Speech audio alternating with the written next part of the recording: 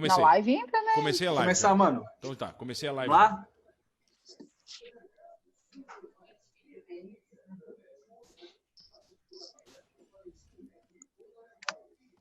Deixa eu ver se aparece pra mim. Strogonoff. Se os tímpanos estão lubrificados, a mente calibrada, segura na cadeira, ajusta o volume do rádio, sintoniza direito a bagaça, que tá começando aqui na Rádio Som Maior, comigo, Mano Dal Ponte. E ela, que é a minha polenteira maravilhosa, minha boleira, bate um bolão.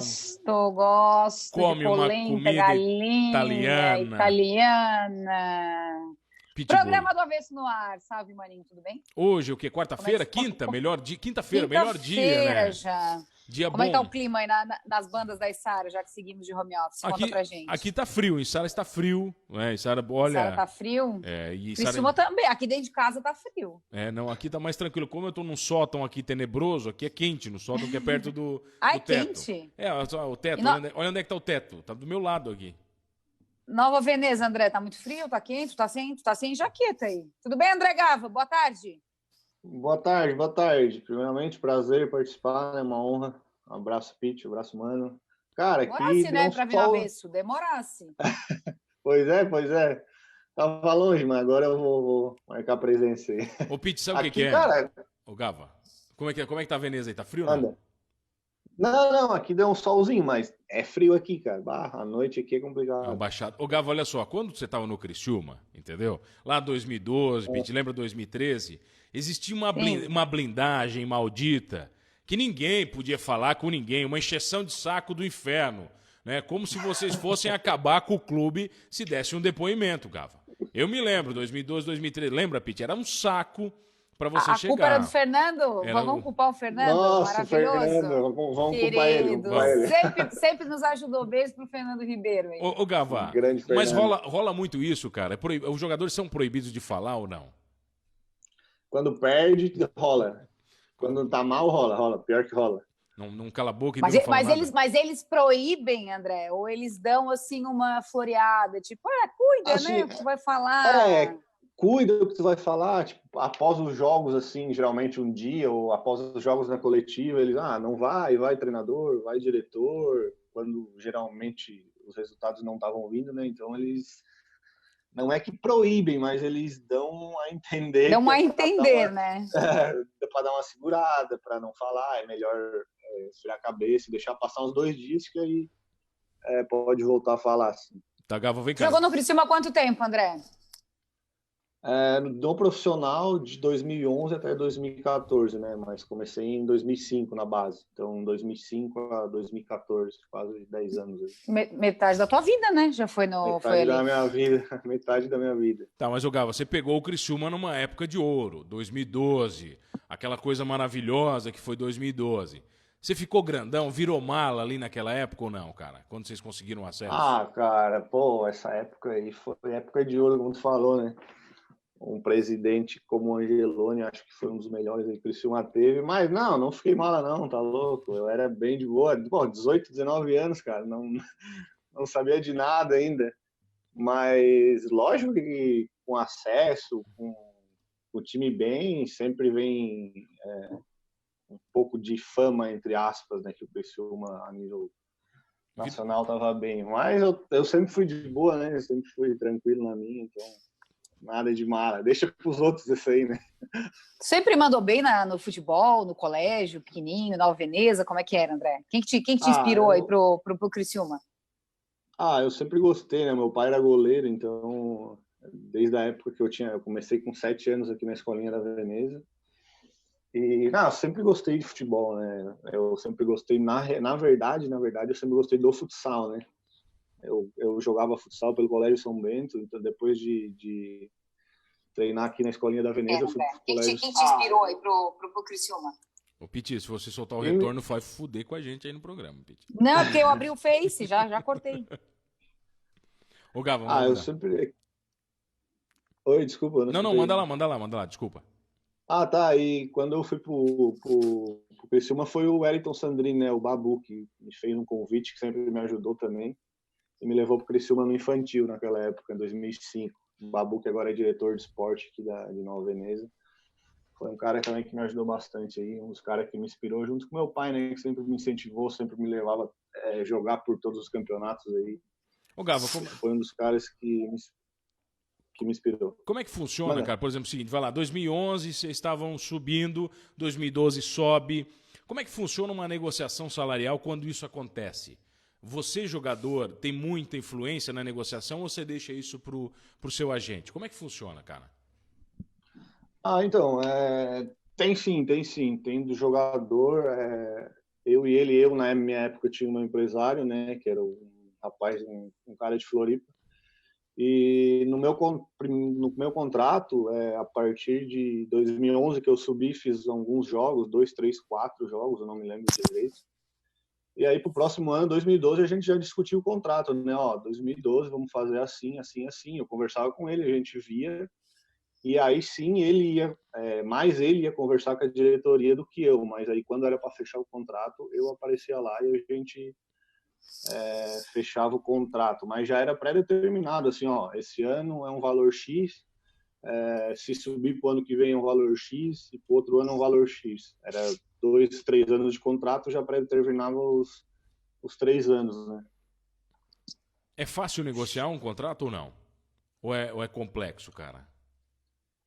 Cara, não é complexo, não. Não é essas novelas que aparecem aí no futebol de um mês. Não é difícil, não, cara. Eu acho que tu senta aí numa noite tu resolve. Para mim não foi difícil. Eu acredito que na maioria dos casos não seja difícil, não. Mas é fácil, André, ter essa noção? Ou o empresário acaba dominando mais todo esse campo? Domina bastante de quem não conhece sobre isso, entendeu? Tem alguns jogadores que não se atentam tanto a isso e os empresários conseguem nominar, fazer que ele ganhe a parte maior dele, fazer do jeito que ele queira. Mas quem for esperto, quem for entender do assunto, consegue distribuir bem entre os dois lados, assim, empresário e jogador. Consegue negociar. Uma vez eu vi uma matéria, cara, que falava do Tom Cruise em Hollywood, que ele tinha feito contratos muito ruins, né? E de um salário dele de um filme, sei lá, de 10 milhões de dólares, sobrava 30% para ele, cara. Ia pra gente, ia pra imposto, ia pra empresa, ia pra não sei pra quem, entendeu? Rola isso. O que eu comentei, né? Se a pessoa, o jogador, no caso, não tiver por dentro do assunto, o empresário, se não for um cara de boa fé, ele consegue puxar mais pro lado dele, sabe? Tem isso também. Já vi várias vezes, vários casos de empresário roubar aí dinheiro de jogador, fazer contrato bom para ele. Então, se o atleta não for antenado a isso, é complicado, tem que ficar ligado quanto a isso também. Ô, Pete, Gava, você viu a história do Mike Tyson e do Don King? Se chegasse a ver já ou não? O Mike Tyson... Não me lembro. Ele falou que, sei lá, eu vi um dia ele contando, assim, naqueles fragmentos que você vê, ele fala que ele estava crescendo, começou a lutar, o Don King chamou ele no escritório, o Mike Tyson sentou na frente do Don King e o Don King pegou uma mala de dinheiro e jogou 2 milhões de dólares na frente do Mike Tyson em dinheiro, Pete. Uma pilha de dinheiro, uma pirâmide, e entregou um contrato para o Mike Tyson assinar. E o Mike Tyson falou o seguinte: quando eu assinei aquilo ali, eu vendi a minha alma pro Don King. Ele não tinha noção o que era, sabe? Don King faturou 100 vezes mais que o Mike Tyson em tudo, entendeu? E foi uma briga eterna. Exatamente, é bem desse jeito que funciona. E na verdade, no futebol, os empresários pegam jogadores novos que não têm noção. Vou te dar uma chuteira, vou te dar R$500 e botam um papel na mesa fazendo o cara assinar sem ler e saber do que está assinando. Ô Gava, mas lá na Itália os caras são mais sérios que os brasileiros ou não? Como é que funciona lá? São. Lá, o que eles... Bom, pelo menos comigo, tudo que eles me prometeram, conversando pelo celular de lá, eu aqui, eles cumpriram tudo que foi prometido para mim. Então, quanto a isso, a Itália, o pessoal italiano é bastante sério. Conversava italiano com eles? Ou inglês? Sim, falava italiano. Não, falava italiano. Não, mas só que Esse último ano eu falava bem. Aí, no primeiro ano que eu fui, eu conseguia falar, mas não tão bem como esse último ano aqui que eu falava. Mas hoje em dia tu tá jogando em qual clube? Hoje eu tava no futsal, eu tava lá no futsal, que era um Tá. time da Série A2, e aí voltei por causa da pandemia, né? Faz 2 meses aqui já? Eu vim 12, 13 de março, por aí, vai fazer 2 meses, né? Como é que foi, cara? Quando começou a pandemia, o pessoal falou pra você vir embora? Como é que rolou isso aí lá? Foi tranquilo, É, André, para vir? não, foi bem complicado e difícil. Então, foi bem na época que estava começando e já estava estourando os casos lá, né? Eu fiquei uma semana, acho, em quarentena. E aí o clube falou, ó, eles vão cancelar o campeonato, vai paralisar tudo. E aí os jogadores que eram de fora, eles fizeram, você tem a opção de voltar para suas casas, a gente paga o bilhete de avião e vocês voltam, ou você tem a opção de ficar aqui e esperar a próxima temporada, né?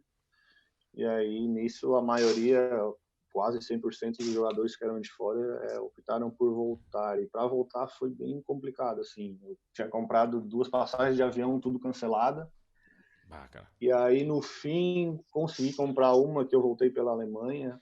E foi bem complicado porque, olha, só eu em trem, só eu na rua, tinha que assinar documento de tudo, tinha que parar, não podia andar sem máscara, sem luva. Parecia que eu estava sozinho numa cena de filme, assim, no meio do país. Só eu peguei trem, só eu na estação, só eu em aeroporto. Então, foi bem difícil, assim.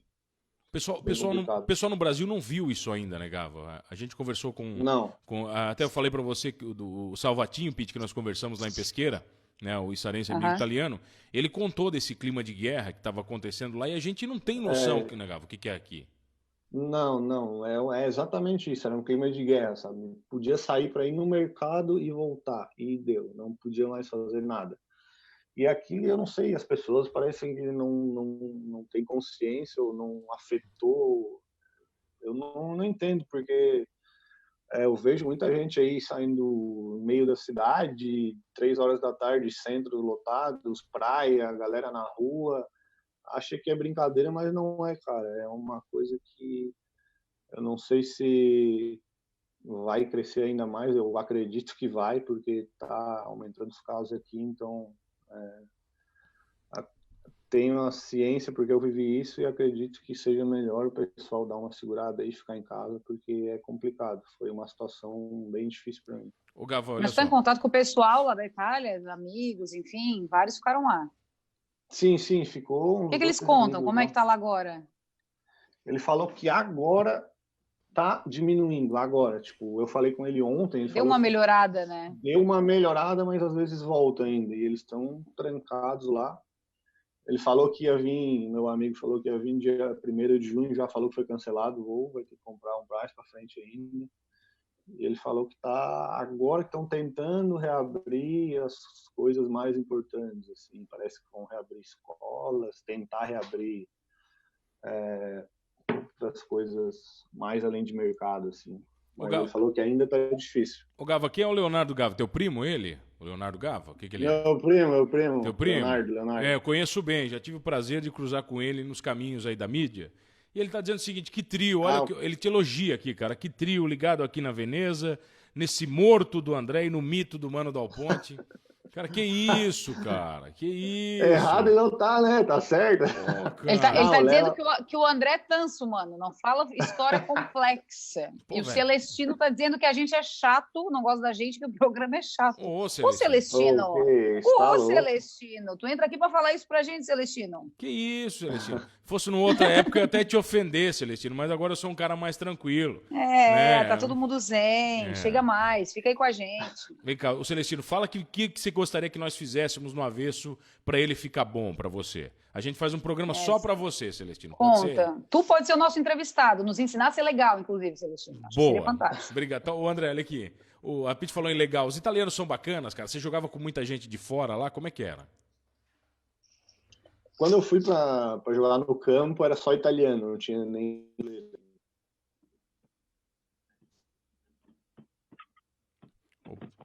Onde está o som do André? André, tá me ouvindo, Pete? Eu tô te ouvindo, tá me ouvindo? André, travou aí o teu som, André. Vamos voltar aqui. Tá me ouvindo, André, ou não? Vamos refazer. Acho que o som dele tá... Vamos fazer o seguinte, eu vou refazer a conexão rapidinho, fazer o intervalo, Pipas, daí eu aproveito e o André já refaz a conexão, tá? A gente já volta rapidinho aqui no Avesso. Voltamos, Pittsburgh, onde? Programa do Avesso, hoje é quinta-feira, dia da gente conversar com ele, que correu da Itália na hora certa e agora está em Nova Veneza, em isolamento social. O grande André Gava hoje com a gente. Um beijo para o Anísio Lopes Gonçalves. Está dizendo, vocês são do Avesso, por isso que vocês são demais. Tá Anísio. Vendo? Obrigado, Anísio, obrigado. Briga com o outro cara lá que brigou com a gente, Anísio. Briga, faz uma treta aí. Celestino. Manda o Celestino aí. Briga na live. Briga na Vamos live. lá brigar. Fazer uma treta, né, cara? Ô, Gava, lá você era ídolo ou não, cara? Como é que foi? Ou lá era só mais um jogador? Como é que era? Não era ídolo, mas eles gostavam bastante de mim lá. Na verdade, eles gostam... Desculpa. Gostam bastante de brasileiro lá, porque o italiano, a qualidade técnica do italiano é muito baixa, né? Então, é ruim? É difícil lá, bah. E um brasileiro que tem naturalmente um pouco mais de qualidade técnica, eles gostam bastante, né? Até eles me mandam mensagem, os torcedores lá me mandaram ontem, mandaram semana passada. Me mandam bastante lá, gostam bastante de mim lá. Tá, o Gava, eles respeitam bastante, Gava, o futebol brasileiro, eles falam bastante. Quem são os ídolos mundiais? É Neymar mesmo? Como é que é?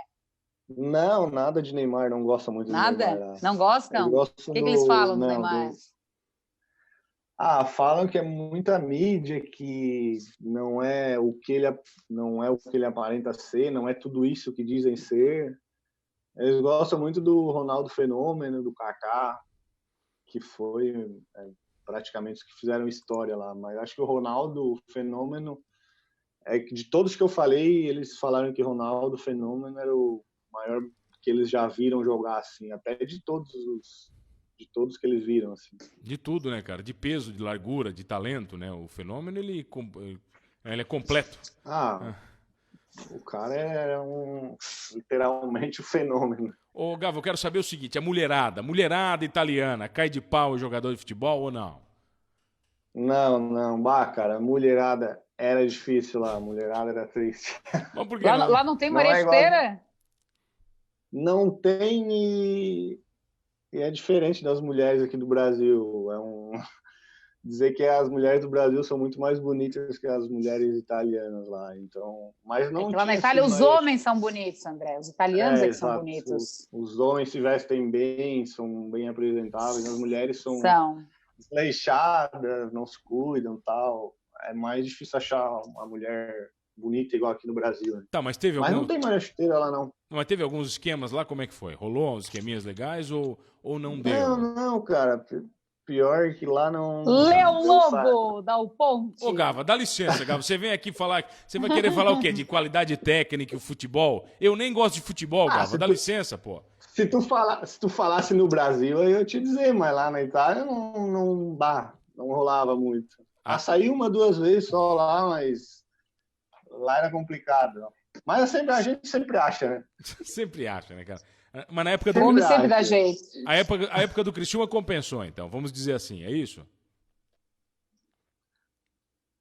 Digamos que na época do Criciúma eu namorava, né? Mas depois ainda da época do Criciúma, quando eu fiquei solteiro, deu pra dar uma curtida.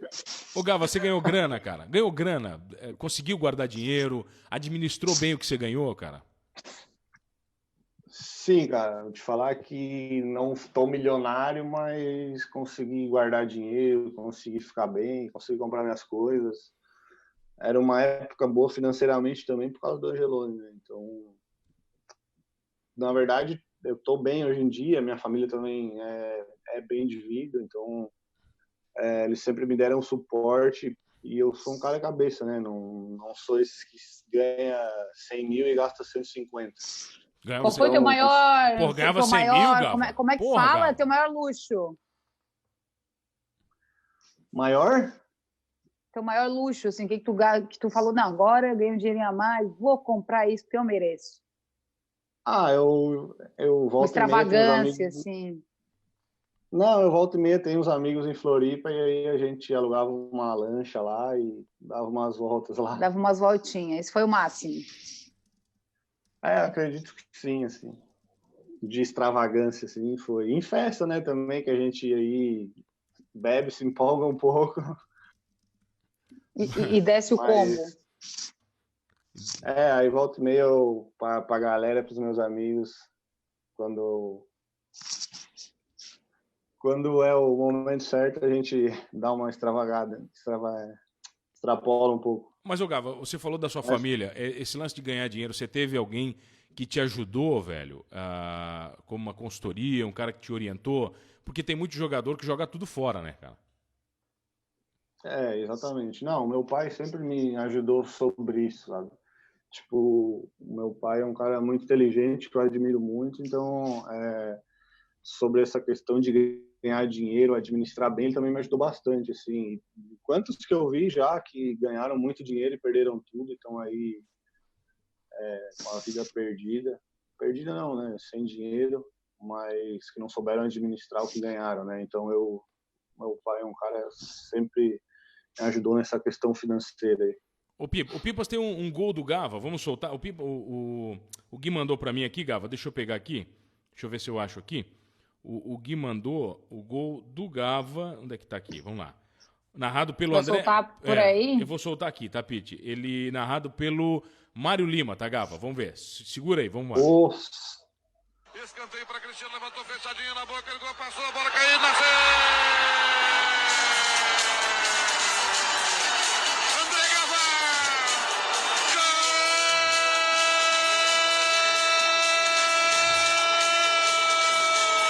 Aí dá saudade, hein?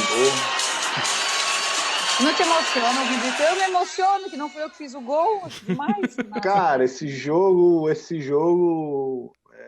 foi um dos maiores jogos aí do Criciúma, que dizem, todo mundo fala, dos jogos mais emocionantes aí da década, do século, não sei. Então, às vezes que eu vejo, arrepio, assim. Foi um jogo emocionante, marcou aquela era das viradas, né? Qual foi? Esse aí foi aquele 4x3?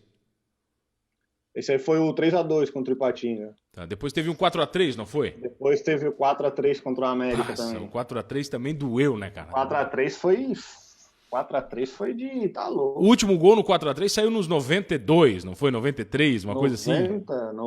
93, tipo, tava 3x1 até os 87, assim. Piti, eu tava nesse jogo, pra você ver como eu sou pé quente, Piti, ó. Gente, como é que vocês lembram, né, dos números? Acho demais. Que ficou marcado, né? Eram umas viradas assim que não tinha como acontecer e acontecia, né? Era quase impossível. E aí ficou marcado aí na história. Ô, Gava, era iluminado aquela época, cara? Parece que tinha uma aura diferente no campo. Tudo dava certo. Cara, era iluminado, assim. Tudo dava certo. A gente sabia que se a gente tomava um gol, a gente vai virar, cara. A gente sabia que a gente ia virar.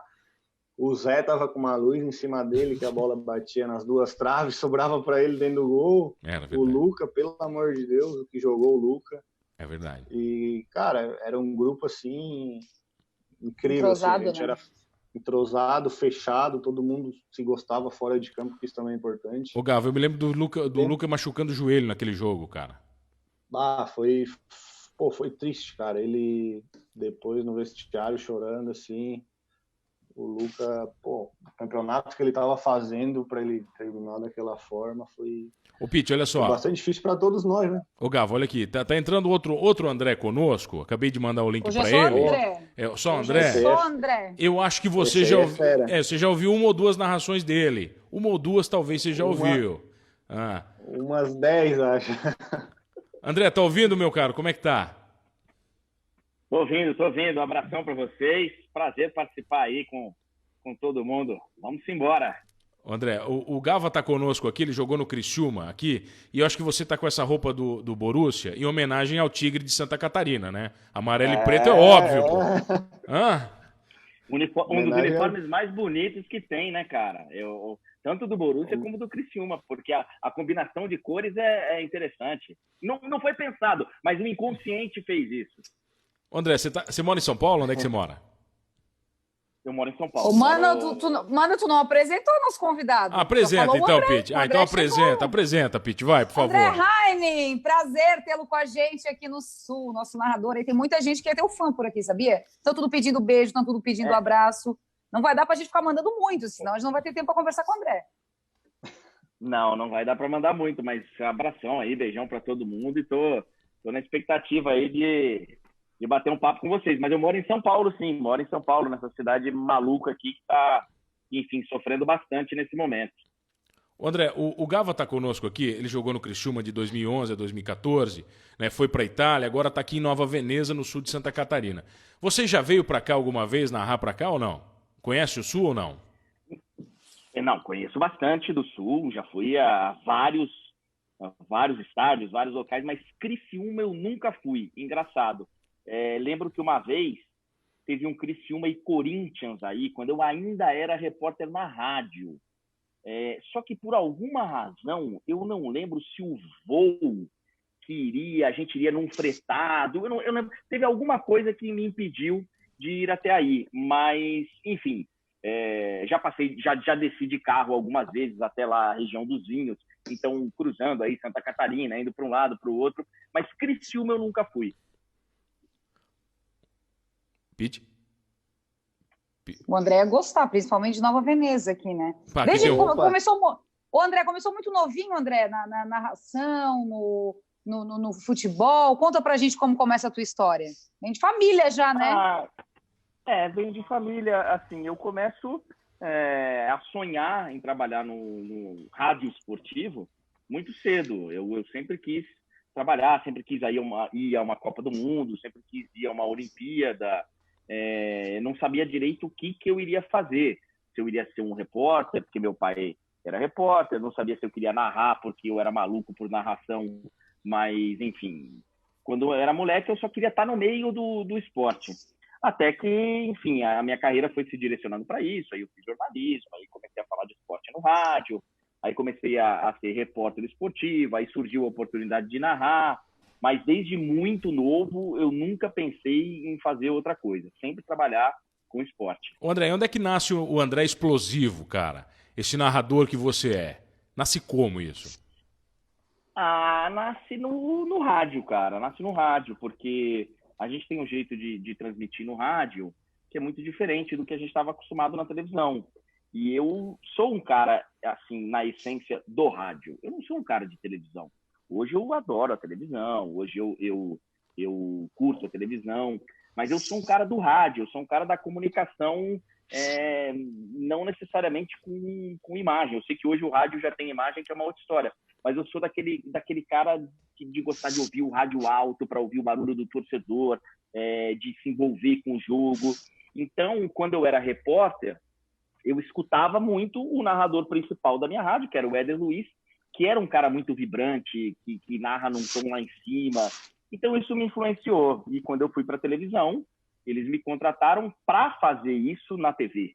Então, não é que eu levei porque eu achei que era legal levar o meu estilo, ou o estilo do rádio para a TV. Eu fui contratado para isso. A gente queria fazer, a gente queria ter o envolvimento que o rádio traz numa transmissão de futebol na televisão também. E aí foi o que a gente fez e nasce o André Henning, narrador explosivo e que fala alto e que grita o gol e que grita mesmo, e é isso.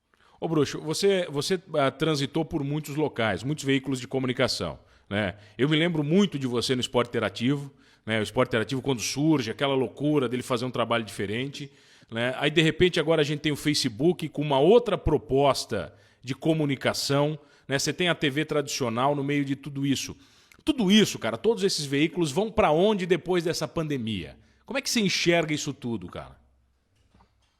Pô, eu não tenho essa bola de cristal, cara. Eu acho assim que o natural era você cada vez mais ter, e acho que isso não vai alterar. A gente vai ter os grandes players mundiais de streaming, né? Google, Amazon, Facebook, YouTube, eles entrando cada vez mais na realidade das transmissões esportivas. E acho que a pandemia, esse momento, ele talvez tenha só antecipado um pouquinho isso. Não que já não tivesse acontecendo, porque já estava acontecendo. As transmissões que o Facebook está fazendo de Libertadores, de Champions, as transmissões que a DAZN faz exclusivamente na plataforma de streaming, na plataforma online. A gente, Esporte Interativo, que começou com isso lá atrás com o EI Plus, um aplicativo onde você conseguia ver os 8 jogos simultâneos da Champions.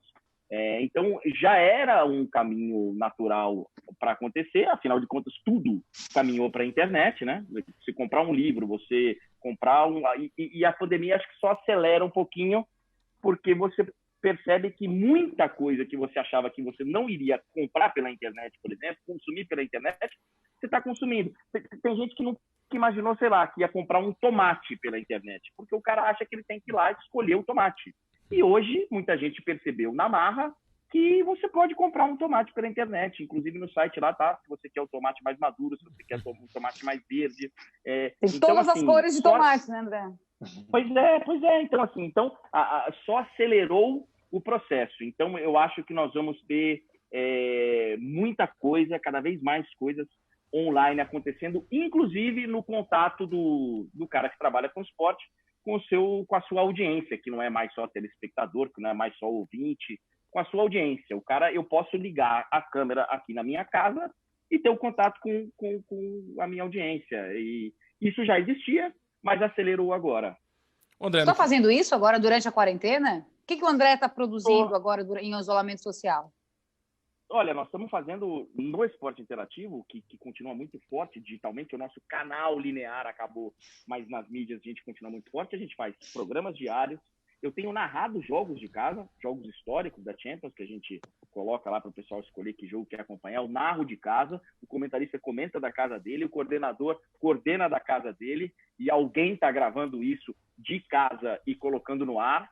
Então, tenho feito e tenho conversado muito com a minha audiência pelo Twitter, fazendo lives no Instagram, mostrando um pouquinho outras coisas, falando de música, falando de séries, mas tenho tido esse contato, sim.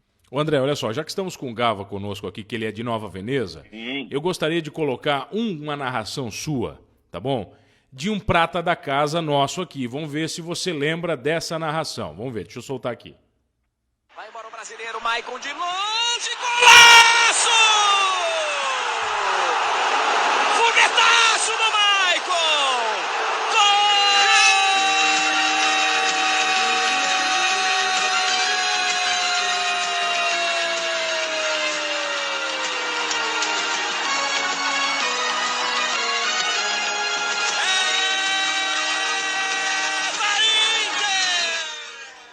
Você lembra, cara, de todos esses gols, as narrações? Eu acho que esse é um que ele pega sem pulo, um rebote que vem de um escanteio. E já faz bastante tempo isso aí, hein? Isso aí deve ser, nossa, 2009, 10, 11, não sei. Mas já faz bastante tempo. A gente fazia campeonato italiano nessa época. Bacana. Legal relembrar os momentos aí. Já faz um tempo, né? Mas é legal relembrar. Não, o Michael é prata É prata de Criciúma, né, Pete? Revela pra gente, André, uma narração inesquecível de toda a tua história aí no futebol. Uma que tu diz, nossa, aquela meu coração saltou, veio na boca, eu me emocionei, eu nunca vou esquecer daquele jogo. Eu acho que o jogo que fica mais assim é a virada do Barcelona para cima do Paris Saint-Germain, né? Porque o Barcelona precisava fazer 5 gols de diferença e ele faz o 6º gol, faz o 6-1 no finalzinho do jogo, no último respiro do jogo. Então, e completamente inesperado, porque o jogo não estava caminhando para uma goleada do Barcelona. O jogo estava até meio morno. E, de repente, no final, o Barcelona faz 3 gols. Então, aquele último gol, que foi do Sérgio Roberto, é um gol que fica muito marcado. Então, escuta, é esse aqui? Esquerda, Neymar levantou, Sérgio Roberto! Minha Nossa Senhora! O impossível aconteceu, meu Deus do céu! Gol! Esse aqui, né? Você tá falando. Você viu? O Minha Nossa Senhora, o impossível aconteceu, meu Deus do céu. O André, quando chamou Deus, chamou Nossa Senhora, porque eu mais emocionado. André, o futebol tem esse poder, cara. Cada áudio que eu soltei aqui na live, quem tá acompanhando a gente, viu o nosso sorriso, né, com o grito do gol. Todo mundo, o Gava riu, a Pete riu, eu ri, você riu, né? Independente, o futebol causa isso nas pessoas, cara. Causa, é engraçado. E não é só com o torcedor, né? Eu não tenho envolvimento absolutamente nenhum, nem com o Barcelona, nem com o Paris Saint-Germain. Até se você me perguntar qual que eu vou me simpatizar mais, eu vou me simpatizar mais com o Barcelona, porque tem mais história e tal. Mas eu acho que, assim, eu ouvi até ontem um grande narrador da história nosso, o José Silvério, ele falou um negócio bem interessante. Ele está encerrando a carreira dele, ele falou assim, o narrador, ele é um sujeito egoísta. Ele não está pensando se um time tal vai ganhar, se o time tal ganhar, ele está pensando num momento histórico para ele narrar. E aí, evidentemente, eu falo isso que ele é egoísta, mas ele é egoísta porque ele quer fazer com que aquele momento dele atinja muita gente. Senão ele narraria sozinho em casa. Mas o narrador, eu digo egoísta no sentido de não torcer para um time específico, não torcer para outro. Eu quero torcer para um momento histórico. O momento histórico, naquele dia, era o Barcelona conseguir a virada. Até a rodada anterior, era o Paris Saint-Germain eliminar o grande Barcelona. Tá? O Paris Saint-Germain fez 4-0. Aquele era o momento. No jogo seguinte, cara, o momento passou a ser a virada, uma possível virada, como às vezes o grande momento é um time sair da fila, o grande momento é um time não conseguir sair da fila. Então o narrador, ele pensa assim, de uma forma, eu preciso narrar esse momento histórico. Aí o torcedor fala, pô, mas o histórico para você não vai ser o para mim. Não necessariamente, não vai ser, talvez não seja, mas isso envolve a emoção, envolve a paixão. E no ano seguinte o cara vai estar lá de novo, torcendo pro time dele de novo. E aí é que dá a graça da história do futebol. Ô André, nós estávamos com o Gava aqui. O Gava, ele esteve conosco no Tigre, no acesso do Criciúma em 2012, que foi uma campanha maravilhosa, pra gente aqui foi inesquecível. E foram muitas viradas. Essas que você está falando foram viradas alucinantes, né? A minha pergunta é pro Gava. Ô Gava, o quão importante para vocês, jogadores, é a posição de um narrador?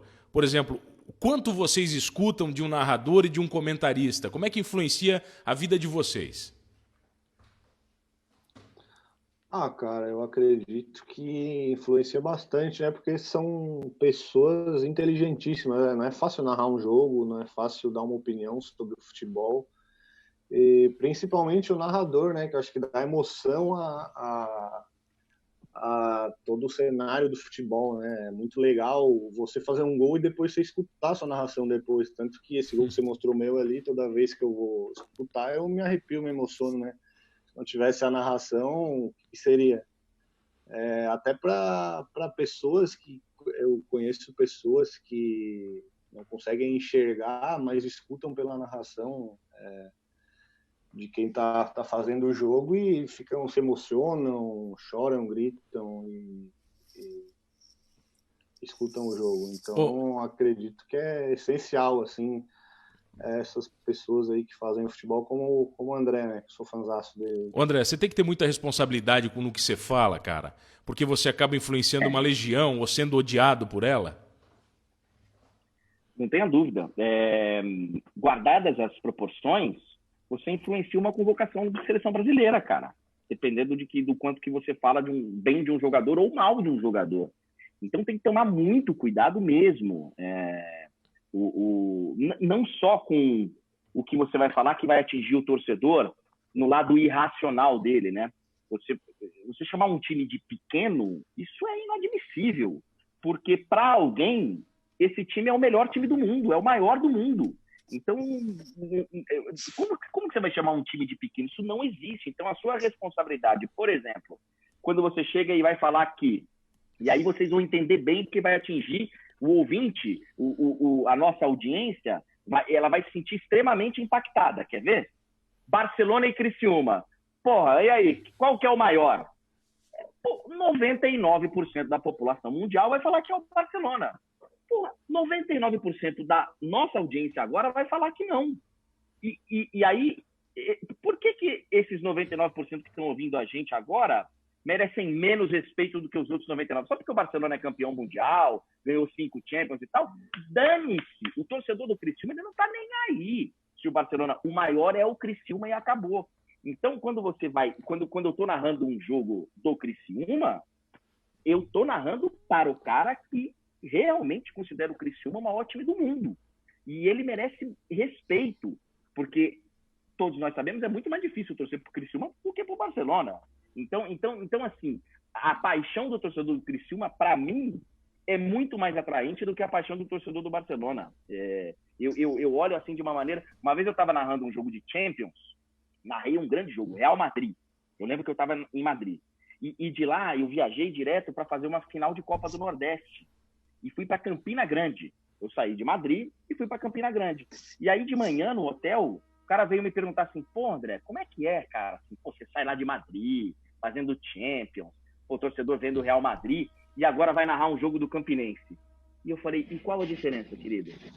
Não tem diferença nenhuma para mim. Para mim, o torcedor do Campinense, ele merece, inclusive, muito mais respeito por abraçar o time, por estar lá todo dia, por, sabe? Então, a história da torcida do Campinense, do Criciúma, me emociona muito mais do que as histórias mais óbvias do futebol. E o respeito tem que estar lá. Bom demais, cara. Ô André, nesse caso, como é que você faz para ser querido ou odiado? Porque o narrador de futebol, ele passa por isso, né? De repente ele é amado, de repente ele é odiado. Tem muito hater, André? O pessoal vai nas tuas redes sociais para tentar te criticar, não? Vai. Tu responde? Olha, se o cara tiver educação, tiver, sabe, né, um respeito, e eu conseguir, eu respondo de boa. O problema é que quando eu estou narrando um jogo, termina, eu vou lá ver, tem 1.500 mensagens. Então, realmente, eu só passo e vejo. A verdade é que chega num momento que você tem que esquecer isso. Eu, por exemplo, no começo desse negócio de Twitter e tal, eu entrava no intervalo do jogo. Narrava o primeiro tempo, aí no intervalo tá lá, mostrando os gols de outro jogo, eu entrava lá para dar uma olhada. Putz, cara, aquilo dava uma tristeza, porque eu tinha torcedor dos dois lados xingando. Então, se eu estava assim, fazendo o jogo do Barcelona e do Real Madrid, tinha torcedor do Barcelona falando que eu estava torcendo pro Real Madrid, tinha torcedor do Real Madrid falando que eu estava torcendo pro Barcelona. E aí o cara fala, pô, você tá puxando muito o saco do Cristiano Ronaldo. Pois é, né, cara? Por que será que eu tô enaltecendo o Cristiano Ronaldo? Ele fez 3 gols no jogo, 1 de bicicleta, e, nossa, né? Que coisa, realmente, eu tô puxando muito o saco dele. Pô, você só fala do Messi, só fala... caramba, né, cara? Como é que é a vida do...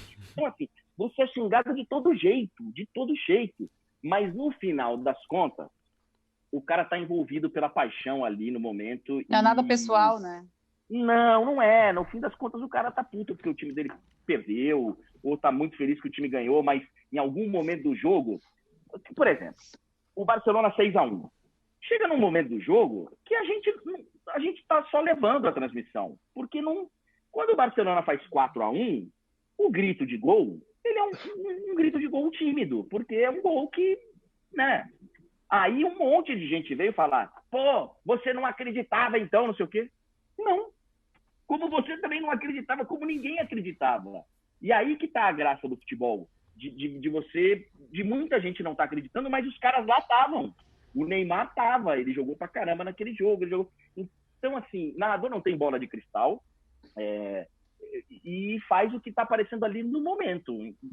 Ser xingado faz parte. Você dá opiniões pessoais nas suas redes, cara? Por exemplo, sobre Brasil, sobre política, sobre tudo, ou você tem que tomar cuidado com isso? Tem que tomar cuidado, mas hoje eu dou. Hoje foi uma opção minha, eu nunca dei, sempre fui uma pessoa muito reservada, inclusive pessoalmente, assim, de saber onde dá para conversar sobre essas coisas e onde não dá, mas de algumas semanas para cá eu passei a dar a minha opinião, mas é complicado, é delicado e é chato porque nós estamos num momento que é ruim, né? Mas eu tenho dado. No Twitter, cara, você usa mais para isso? Eu vejo que tem mais comentários seu lá, né? No Twitter, no Instagram, o Instagram eu uso para as lives ali e tal, uso para algumas outras coisas, mas uso no Twitter. O Twitter é uma ferramenta que é um soco no estômago, né, cara? Você publica e no segundo seguinte já tem resposta, então eu uso mais o Twitter. André, e o futebol nesse sentido, depois que tudo isso passar, cara, como é que você acha que os times vão se reestruturar? Porque nós estamos vendo já times demitindo, times baixando salário, times que não treinam, times que treinam. Você tem de tudo, né, cara? Time que tinha dinheiro, time que não tinha. Como é que você enxerga tendo uma visão privilegiada desse mundo da bola? Pô, eu acho que o Gava tem mais condições de falar do que eu, cara. Porque eu, assim, sendo bem honesto, a gente não conhece os bastidores do futebol. O jornalista esportivo, o Muricy tem uma frase que ela é maravilhosa. Ele fala que a gente conhece, nós do lado de cá, né, a gente conhece, sei lá, 10 ou 15% do que rola no futebol. E eu acho que é por aí mesmo, porque Hoje em dia até um pouco mais a gente pode conhecer, porque os clubes são obrigados a publicar os seus balanços, tem uma série de coisas, mas o que um dirigente fala, a gente não dá para levar em conta, não dá para... Então, assim, eu vejo muito preocupante, cara, o futuro. Preocupante mesmo, porque eu não acho que os clubes brasileiros estivessem prontos para nenhum tipo de crise. Muito pelo contrário. Os clubes brasileiros, na sua grande maioria, eles trabalhavam com déficit, com prejuízo, vendendo almoço para comprar janta, cheio de passivo trabalhista, cheio de encrenca passada. Então, eu honestamente vejo com um ligeiro pessimismo. Acho que vamos ter uma... O futebol não vai acabar, não é isso, tá? O Criciúma não vai acabar, o Corinthians não vai acabar, o Flamengo não vai acabar, os clubes não vão acabar. Acho que até alguns menores vão acabar, mas esses que a gente está acostumado a ver, eles vão ficar aí. Mas terão que passar por um processo duro de readequação, salários. Vamos ter que baixar nossa bolinha, porque a bolha estourou. Ô Gava, como é que você enxerga isso, cara, essa questão que o André falou? Eu compartilho bastante do que o André falou, né? Eu acho que não vai acabar, mas vai ser um momento de readequação, né? Tanto dentro como fora de campo, porque, honestamente, eu acho o salário de jogador de futebol um absurdo, né? Exorbitante. Para um jogador de futebol ganhar 500 mil, R$1 milhão por mês, eu acho que é um absurdo. Então, também vejo com um pouco de pessimismo essa situação. Vai ser complicado mais para os clubes pequenos do que para os grandes, né? Para um Flamengo, para um Corinthians. Os clubes pequenos terão bastante dificuldade.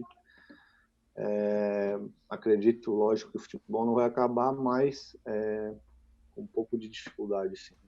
Ô André, como é que você acha que vai voltar, cara? Porque aqui em Santa Catarina tem uma briga da federação querendo volta, não volta, sabe? Tem normas, vamos tentar sem ninguém no estádio, vamos fazer teste em todo mundo. Tá tudo muito complexo ainda, né, velho? Essa história de vai voltar ou não vai. Eu tô em São Paulo, né? Então a minha realidade, ela tá bem diferente da maioria do país, né? Eu acho que o Ceará vive um momento parecido, o Maranhão, o Amazonas, mas são, né, focos. São Paulo, por exemplo, eu não vejo como voltar ao futebol. Gente, o estádio do Pacaembu, que é um monumento dessa cidade, ele hoje é um hospital de campanha. Então, assim, essa é a realidade hoje. A realidade do futebol hoje é o estádio do Pacaembu. É um hospital. Então, com esse número de mortes que nós estamos tendo, eu honestamente, eu estou vendo com bastante pessimismo qualquer prognóstico a curto prazo. Qualquer um. Eu estou vendo aí campeonato alemão voltar nesse final de semana, mas já li uma matéria hoje que já está correndo risco. O que acontece num jogo de futebol que vai acontecer esse final de semana na Alemanha, se na terça-feira, o jogo acontece no sábado, na terça aparece um dos jogadores com febre, com os sintomas, e faz o exame, e aí na quinta dá positivo, e todo mundo que ele teve contato. Então, cara, assim, e estamos falando da Alemanha, estamos falando de um lugar que vai testar muito, que as pessoas vão ter... A realidade nossa, eu acho que ela está bem diferente. Então, eu estou psicologicamente me preparando para ver um campeonato brasileiro esse ano bem diferente, se é que ele vai acontecer por inteiro, honestamente. O André, honestamente, estamos felizes, né, Pete? O André está conosco, do Gavi está conosco. Muito legal. Pô, que programa maravilhoso. Ô André, me mata uma curiosidade, por onde anda o teu pai? Meu pai está tranquilinho, guardadinho no canto dele, no interior do estado, porque, enfim, como todo mundo de idade, mas ele trabalha, ele produz, ele tem um programa de entrevista aqui na Rede Brasil, e aí ele... mas muito menos do que ele já trabalhou. Nesse momento, nesses últimos meses, ele está quietinho no canto dele. E como é que antigamente tu era conhecido como, né? Ele é o filho do Hermano Henning. Hoje em dia eu estava lendo aqui, Hermano Henning é pai do jornalista e narrador esportivo André Henning. Parece que o jogo virou. Para uma parte da população, sim, né? Mas a molecada, os mais novos, Esses não sabem quem meu pai era. Esses nem sabem o que é a televisão. Esses né? É verdade. Então, eles não têm a imagem que o pessoal, tipo, correspondente internacional. Mas a galera que tem um pouquinho mais de idade, eu vou continuar... Nós, né, mano? Nós, né? Nós sabemos. Eu vou continuar sendo sempre o filho que grita do Hermano. Que grita? Tá bom, então. Prazer tê-lo aqui com a gente, viu? Obrigado a vocês. Gava, prazerzão, viu, cara? Valeu, Gava, obrigado, hein? Prazer é meu, André. Valeu. Prazerzaço meu.